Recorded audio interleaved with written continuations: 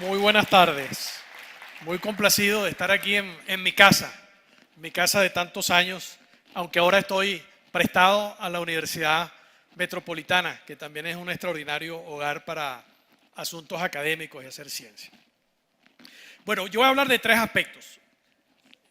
He querido hablar de la utopía que es la universidad y dentro de esa utopía hablar un poquito de la realidad y dos aspectos fundamentales que es cómo manejar universidades o cómo tal vez debieran ser manejadas las universidades y cómo se sostienen las universidades. Hablemos entonces de utopías. Nosotros no estamos aquí desde ayer ni anteayer. Nosotros tenemos por lo menos 150.000 años en el planeta y han pasado muchas cosas en esos 150.000 años. El Homo sapiens, fíjense cómo nos llamamos, las personas que sabemos, o mejor dicho, los homínidos, los monos que sabemos, nos une es el conocimiento. Por eso nos llamamos Homo sapiens. Y a lo largo de toda la historia nosotros hemos venido cultivando el conocimiento. La historia es muy reciente en nuestra existencia. Apenas ayer fue que empezó la historia. De esos 150.000 años solamente tenemos memoria tal vez de los últimos 10.000 años. Y en esos 10.000 años hemos hecho una cantidad de cosas. Pasamos por la edad de bronce, pasamos por la edad media, pasamos por una cantidad de incidencias y hemos venido construyendo utopías. En este cuadro que está aquí, el Jardín de las Delicias del Bosco, vemos cómo eran las utopías al final de la Edad Media. Había un pasado idílico donde había una felicidad en el Jardín del Edén. Se rompió esa felicidad en ese jardín idílico del Edén y tenemos un presente lleno de problemas. Y fíjense cómo es el futuro en el tercer módulo de ese tríptico. Es un futuro bien oscuro. Esa era la utopía ya en la Edad Media. Occidente en ese momento estaba en decadencia. No se veía un futuro claro. Pasaron muchas cosas. Nosotros en esos 150.000 años, por ejemplo, tuvimos una revolución agrícola, la gran primera revolución que hubo en la humanidad. Y el hombre buscando esa felicidad y buscando esas mejores maneras de hacer las cosas, pasó de lo que era Europa hacia Occidente, hacia América. Esto es una reproducción, lo que se ve atrás, de lo que fue el descubrimiento de América. Y con el descubrimiento de América pasamos de la Edad Media hacia la Edad Moderna. Ese paso hacia la Edad Moderna no fue gratuito, no fue solamente el descubrimiento de América que llevó a la civilización europea a pasar a la modernidad. De esa decadencia donde la capital del mundo no estaba en Europa, estaba en China, estaba en la India, estaba en la Constantinopla, la capital del mundo empezó a desplazarse hacia América gracias a nuevas ideas que empezaron a surgir y nuevas utopías. Francis Bacon escribió un libro casualmente que se llamaba Utopía y también estableció las bases de la ciencia. Y esas bases de la ciencia también las estableció prácticamente al mismo tiempo Galileo Galilei. Galileo Galilei, acuérdense de esa frase muy importante que él dijo. Cuando le confrontaron y le dijeron, si tú sigues diciendo que la Tierra se mueve alrededor del Sol y que la Tierra no es el centro del universo, te vamos a quemar en la hoguera. Y entonces él dijo, bueno, si me van a quemar en la hoguera, yo no digo que la Tierra se mueve alrededor del Sol. Y eso no va a dejar que la Tierra se mueva alrededor del Sol. Eso fue el gran descubrimiento científico. La ciencia se descubrió de esa manera. La ciencia no es una cuestión moral, la ciencia no depende de mi voluntad, la ciencia depende de los experimentos que yo hago, las observaciones que yo hago y las conclusiones a las cuales yo llego por el uso de la razón. Con eso nació la ciencia y con eso nosotros entramos de la revolución agrícola hacia la revolución industrial. Gracias a la ciencia nosotros pudimos encontrar hace unos 200 años aproximadamente nuevas maneras de vivir, maneras que cambiaron completamente la forma como nos relacionamos con el mundo. Durante todos los miles de años de la historia, los 10.000 años de historia, los 5.000 años desde que se escribió la Biblia, o 7.000 años desde que se escribió la Biblia, hubo una institución que nos acompañó durante toda la historia, la esclavitud, la explotación del hombre por el hombre, la conquista de territorios y la conquista de pueblos para el crecimiento económico. Con la revolución industrial se hizo inviable la esclavitud. Gracias a la ciencia hubo una revolución industrial y gracias a la revolución industrial hubo progresos morales importantísimos. Después de la revolución industrial ya no fue viable la esclavitud. Nosotros hoy vemos la abolición de la esclavitud como un tema moral. Ninguna religión condenó la esclavitud hasta el siglo XIX. Tanto es así que en la misma Biblia están reguladas las condiciones en que debían ser tratados los esclavos. Fue la revolución industrial la que acabó con la esclavitud. Y esta es una nueva utopía que surge en el siglo XX. Este es un cuadro de Diego Rivera que está expuesto en el Palacio de Bellas Artes de México, pero que fue pintado por primera vez en el Centro Rockefeller de Nueva York a pedido de Rockefeller. Rockefeller le pidió a Rivera que describiera lo que era el progresismo en el siglo XX, a principios del siglo XX, 1930, cuando estaban empezando en Europa los fascismos. Y fíjense qué es lo que trae ese cuadro. En la parte derecha están las fuerzas progresistas. En la parte de la izquierda están las fuerzas de la reacción. Está la iglesia, están, qué sé yo, no quiero mencionar nombres, pero hay varios nombres por ahí. Pero en el lado derecho ahí vemos a Carlos Marx, ahí vemos a Trotsky, vemos a Lenin, vemos a los obreros, mientras que por este lado vemos a los militares. Cuando Rockefeller, que por cierto está en pintado en algún lugar, vio ese cuadro, el día anterior a su inauguración lo mandó a destruir. Eso no era lo que yo te pedí. Yo te pedí otra cosa. Lo mandó a destruir y Diego Rivera entonces lo pintó en el Palacio de Bellas Artes de México. Y luego surgieron nuevas utopías. Hacia finales, digamos, del año 1933 hasta el año 1945, el mundo estuvo fuertemente dividido en fascismos de todo tipo, fascismos de derecha, totalitarismos de izquierda, y entonces aparecen también, inspirados por la ciencia, libros como Un mundo feliz de Aldous Huxley, o también ese otro libro que representa una utopía, que es 1984 de Orwell. Ambos libros pienso que deben ser leídos en el momento actual. Bueno, frente a esos retos aparece un nuevo concepto de la humanidad que ha venido apareciendo a lo largo de los últimos 50 o 60 años, donde hemos construido una aldea global inspirada no solamente en esos totalitarismos que tuvimos en el siglo XX y que lo sufrimos, sino también gracias a tecnologías que han surgido.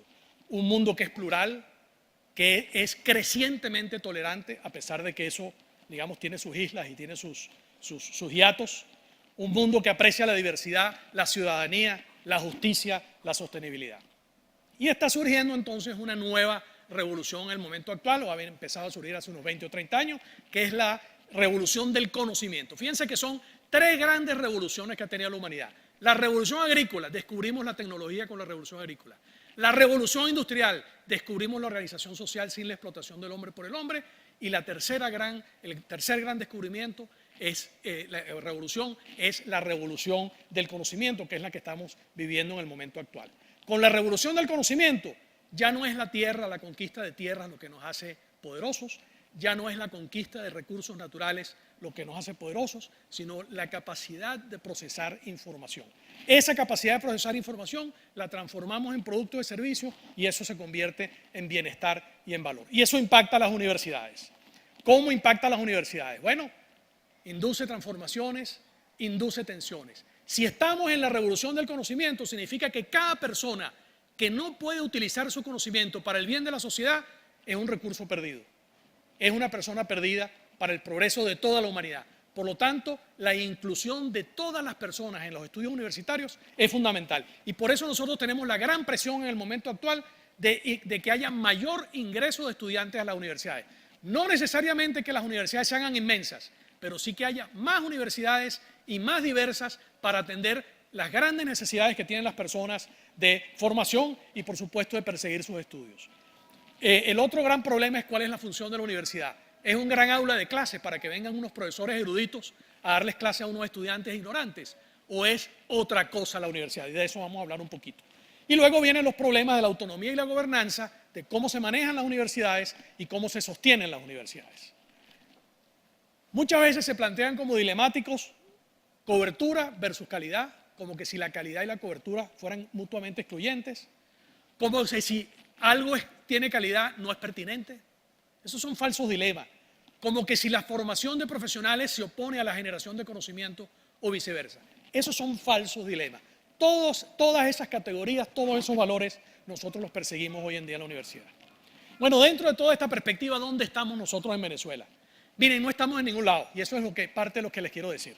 Si uno toma las mejores 100 universidades del mundo, uno no va a ver universidades latinoamericanas en esa lista. Fíjense, están todas ubicadas, las 100 mejores universidades del mundo, en los Estados Unidos y Canadá, en Europa y en Asia y Oceanía. Eso según el Instituto de Estudios Graduados de la Universidad de Yaotong en Shanghái. No es exactamente una universidad del imperio norteamericano, ni es una universidad capitalista. Es una universidad china que ha puesto de moda los rankings a nivel internacional y que nos dice, en América Latina ustedes tienen muy pocas universidades bien rankeadas. Y las pocas universidades que ustedes bien rankeadas están fundamentalmente ubicadas en Brasil y en Chile.